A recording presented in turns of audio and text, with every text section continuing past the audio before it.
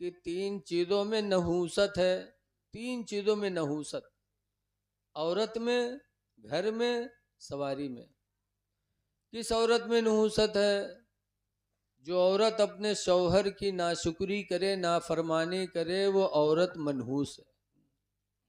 शौहर की नाशुक्री हमारी माँ बहनों में बहुत है।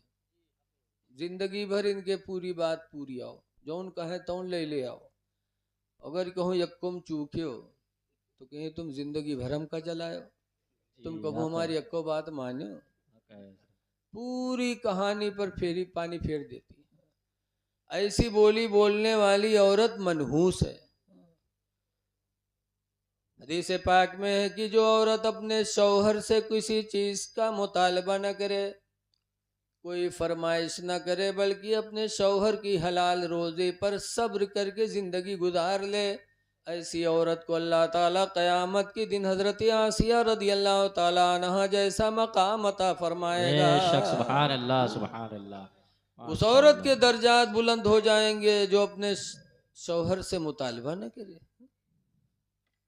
लिहाजा वो औरत मनहूस है जो औरत अपने शौहर की नाशुक्री करे।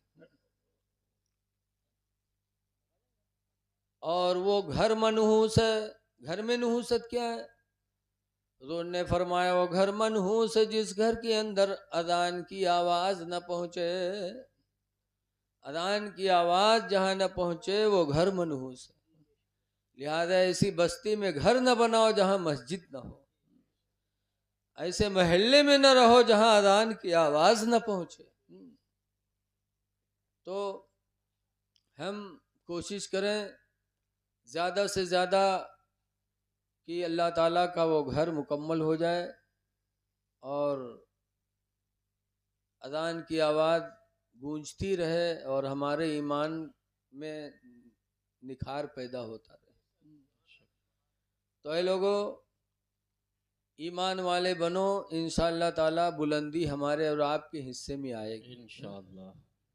हज़रत मोइनुद्दीन ख्वाजा गरीब नवाज रहमतुल्लाह अलैह ईमान वाले ही थे कि अजमेर की धरती पर आए तो अकेले आए थे, लेकिन सब पर गालिब हो गए। सब पर क्या, पूरे हिंदुस्तान में गालिब हो गए।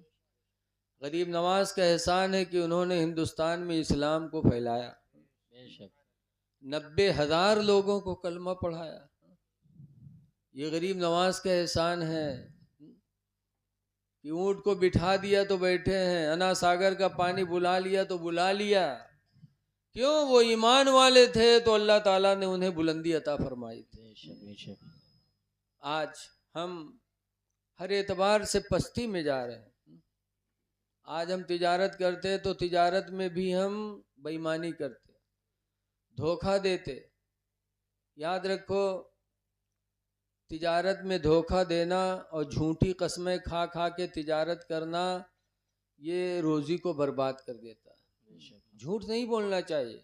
लिखा है कि 2 चीज़ें ऐसी हैं जो इंसान की रोज़ी को खा जाती है, एक झूठ और दूसरा ज़िना। जो ज़िना करने लगा, अय्याशी पर डटा, तो देखा जाता है कुछ दिनों के बाद वो कंगाल हो जाता है। और एक ने कई मिसालें हमारे सामने भी हैं। इसलिए कोशिश करो कि तिजारत में झूठ न बोलो, कसमें न खाओ। हज़रत उमर फारूक आदम रदी अल्लाह ताला अन्हु एक दिन मदीने की बाज़ार में, देखो थे उमर अमीरुल मोमिनीन, लेकिन जो लोग जंगों में चले जाते थे या जिनके शौहर जंगों में शहीद हो जाते तो उनके घरों का सौदा ला ला करके हज़रत उमर मदीने की बाज़ार से उनके घर पहुंचाते थे। आज हमसे कोई अगर 1 किलो सब्जी मंगा ले तो हमारा माथा ठनक जी कि बताओ, हम मौलाना आदमी थे कि हमसे कहते आलू ले आए। और वो हज़रत उमर फारूक आदम, जो औरतें बेवा हो जाती या जिनके शौहर बाहर होते, हज़रत उमर उनकी ज़रूरियात की सामान ला ला के उनके घरों में दिया करते थे। एक दिन मदीने की बाज़ार में गए गेहूं लेने, तो गेहूं के ढेर लगे थे। तो एक ढेर में ऐसे हज़रत उमर ने हाथ मारा, जैसे हम और आप जब कोई गल्ला खरीदा जाता तो ऐसे हाथ लगा के देखा जाता। हज़रत उमर ने जब ऐसे ढेर में हाथ मारा तो नीचे से भीगा गेहूं निकला। और ऊपर सूखा सूखा। तो हजरत उमर फरमाते हैं ये गेहूँ भीगा क्यों है? तो कहा डर गया, कहा अमीरुल मोमिनीन अभी हल्की हल्की बारिश हुई थी इसलिए भीग गया। तो हजरत उमर कहते हैं वो कैसी बारिश कि ऊपर वाला गेहूँ नहीं भीगा नीचे वाला भीग गया, वो कैसी बारिश हुई? ऐसे ही जिनसे साबित होता है कि नबी को इल्म गैब है। तो हम सुन्नी सहीउल अकीदा मुसलमान यही मानते हैं कि जिन आयतों में नबी के इल्म गैब का इनकार किया गया उन आयतों में ज़ाती इल्म का इनकार किया गया है। बेशक कि इल्म गैब ज़ाती खुदा के सिवा किसी को नहीं, बेशक बेशक। लेकिन इल्म गैब अताई यानी अल्लाह की अता से, तो इल्म गैब अल्लाह के नबियों के लिए साबित है, अल्लाह ने अपने नबियों को दिया है। कुरान की आयतें बहुत हैं लेकिन मैं इसलिए नहीं पढ़ना चाहता कि बात लंबी हो जाएगी। तो नमाज बा जमात है लेकिन इमाम का अकीदा सही हो, नबी की शफात पर ईमान रखता हो कि नबी हमारी शफात कराएंगे। बेशक बेशक। रमज़ान के बाद दुआ भी मांगते वरज़ुक़ना शफ़ाअतहु यौमल क़ियामा, ऐ अल्लाह हमें नबी की शफात क़यामत के दिन अता फरमा दे। पंचगाना नमाज के बाद दुआ मांगते हैं, लेकिन कुछ बदनसीब हैं जो कहते हैं कि हुजूर शफात नहीं करेंगे।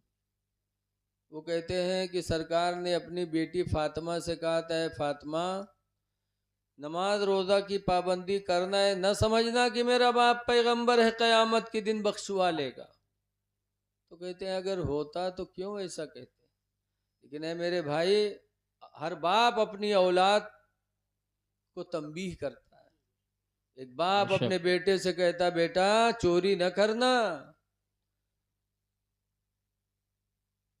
गुंडेगिरी न करना, वरना मैं तुम्हारी कोई मदद नहीं कर सकता।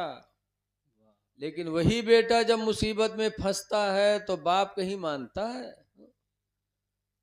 ऐसे ही अल्लाह के रसूल अपनी बेटी को तंबीह कर रहे थे। ये मतलब नहीं कि हुजूर शफात नहीं करेंगे, हुजूर ऐसी शफात करेंगे, ऐसी शफात करेंगे क़यामत के दिन। जब लिखा है मुअज्जिन शफात कराएगा, हाफिज़ कुरान शफात कराएगा, हाजी शफात कराएगा, तो रसूलुल्लाह क्यों नहीं करा सकते?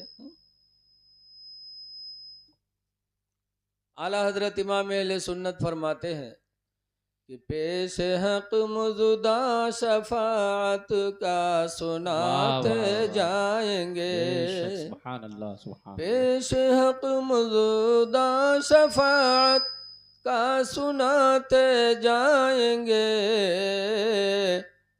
आप रोते जाएंगे हमको हंसाते जाएंगे, बेशक बेशक सुभान अल्लाह। आप रोते जाएंगे हमको हंसाते जाएंगे। तो नमाज बाजमात ज़रूरी है। हदीस में सलातुल फुज़्ज़ सलातुल जमात तफज़ल वाला सलातुल फुज़्ज़ बिसब्इ व इश्रीना दरजा, कि जमात वाली नमाज तन्हा वाली नमाज पर 27 दर्जा अफजल है। बेशक बेशक 27 दर्जा अफजल है। जमात बहुत बेहतर है, लेकिन जमात के लिए इमाम का सुन्नी सहीउल अकीदा होना ज़रूरी है। बेशक। तो आज इन्होंने अपने घर में नमाज पढ़ाई, खुदा करे वो दिन आए कि इनके साथ हम मस्जिद में नमाज पढ़ाएं। बेशक मस्जिदें बड़ी खुशनसीब जगह हैं। ये दुनिया में सारे मकान तो फना हो जाएंगे, लेकिन काबा और मस्जिदें ये फना नहीं होंगी। इनको अल्लाह ताला ऐसे ही उठा लेगा अपनी कुदरत से। और जब कल क़यामत के दिन पुलसिरात के ऊपर से गुजरने की बारी आएगी, जो पुलसिरात आज दुनिया के पुल तो चौड़े होते हैं, वो पुलसिरात बाल से ज़्यादा बारीक, तलवार से ज़्यादा तेज़, और 50,000 बरस का रास्ता कैसे तय होगा? नमाजी भी डरेंगे, बेनमाजी भी डरेंगे उस पर गुजरते हुए। तो अल्लाह ताला जिब्रील से फरमाया गया मेरे जिब्रील जो बंदे दुनिया में मस्जिदों में नमाज पढ़ा करते थे, उन्हीं मस्जिदों को लाओ, उन्हीं मस्जिदों में इनको बिठा के कश्ती बना के गुजार दो। वाह वाह, सुभान अल्लाह, सुभान ये अल्लाह। मस्जिदें क़यामत के दिन हमारे तुम्हारे काम आएंगी, इसीलिए मस्जिदों को बनाओ। हदीस पाक में इदा मरर तुम बिरियादिल जन्ना, ऐ मेरे सहाबा जब तुम जन्नत की कियारियों से गुजरा करो, फरतओ मिनहा, तो उससे कुछ चर लिया करो। बेशक।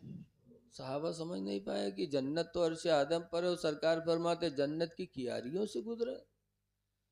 दुनिया में कहाँ जन्नत की कियारी है कि हम गुजरे तो चरे।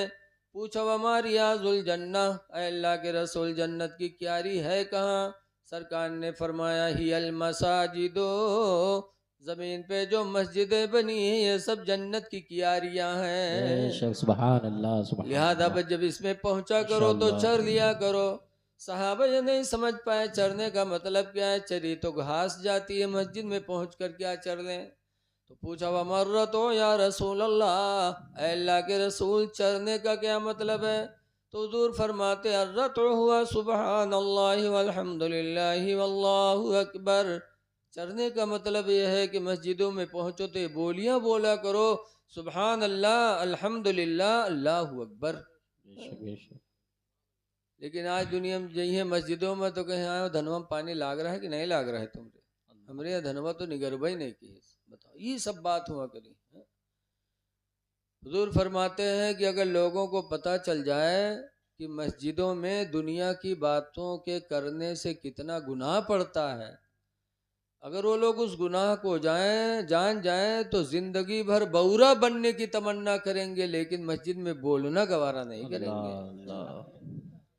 लेकिन आज हम दुनिया में बातें करते हैं, ऐसी दुनिया की बातें मस्जिद में पहुंचो तो अपने नसीब पे नाज करो कि अल्लाह ने अपने घर में आने की तौफीक अता फरमाई।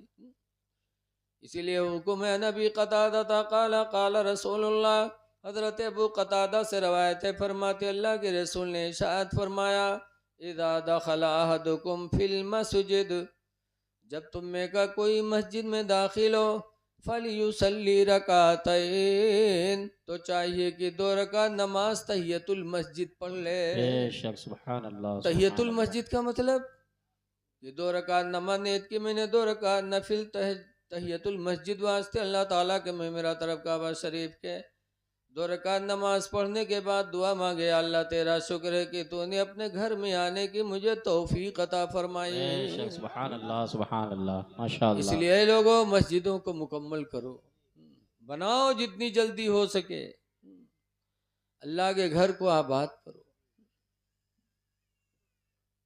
जिस मोहल्ला में मस्जिद होती है वो मोहल्ला वाले बड़े खुश नसीब होते हैं।